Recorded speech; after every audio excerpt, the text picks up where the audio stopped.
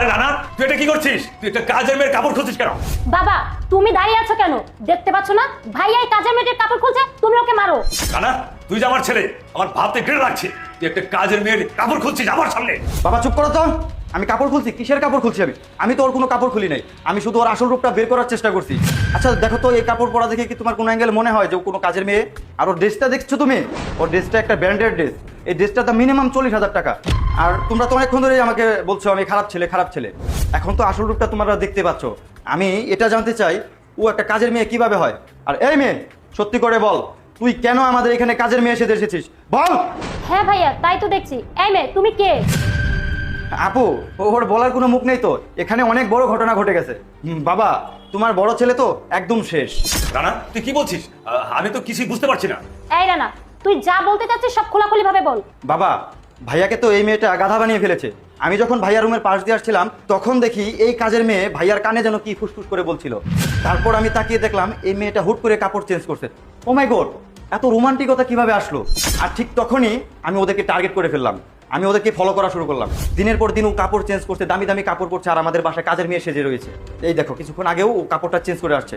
এখন সত্যিটা তোমাদের সামনে। এই শোন রানা, একদম সাবধান। তুই যদি লিটু ভাইয়ের নামে আরেকটি আজে বাজে কথা বলিস না, তাহলে তোর খবর আছে। আমি খুব ভালো করেই জানি যে তুই ইচ্ছে করে ভাইয়ের পিছনে লেগেছিস। তুই কি বললি? লিটু কিছু করেনি? তাহলে রানাকে বুঝে গেছে নাকি? এই যা, লিটুকে ডাক দে। ভাইয়া, ভাইয়া।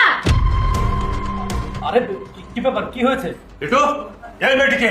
আরে বাবা, ও তো কাজের বুয়া। ভাইয়া সত্যি করে বলো এই মেয়েটি কে? আরে বোন, বিশ্বাস কর, আমি ওকে চিনি না। ওই লিটু, তুই এই মেয়েটিকে চিনস না? তাহলে তোর রুমে এই মেয়েটির ড্রেস কেন চেঞ্জ করলো? আরে বাবা, আমি তো বললাম চিনি না এই মেয়েটিকে। বাবা, তুমি সত্যি করে বলো তো, এই সমস্ত কথা তোমাকে কে বলেছে? এসব কথা রানা বলেছে। তাহলে রানা এসব ভুল দেখেছে নাকি? এই কথা কর, তুই এটা কি করেছিস? তুই তো আমার মান সম্মান সব ধুলিয়ে মিশিয়ে দিলি। ঠিকই তো আছে, তুমি তোমার প্রেমিকা এনে বাসায় তুলছো। আমার একটা আইফোন দেওয়ার কথা ছিল, তেমন তো এই জন্য প্যাচটা লাগাই দিতেছে।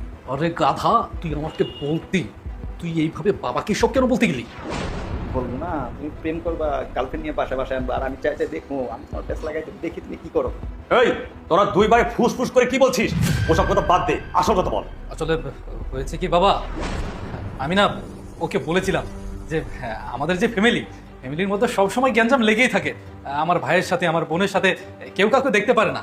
কিন্তু ও বলল যে আমি যে বাড়িতে বউ হয়ে যাব সে বাড়ির সঙ্গে আমি মানিয়ে নিতে পারবো কিনা, তাদের ব্যবহার কেমন, এই সমস্ত দেখার জন্য আমি কাজের বুয়া হিসেবে যেতে চাই। আর যার জন্যই আমি ওকে নিয়ে এসেছি বাবা। ছি লিটু, ছি।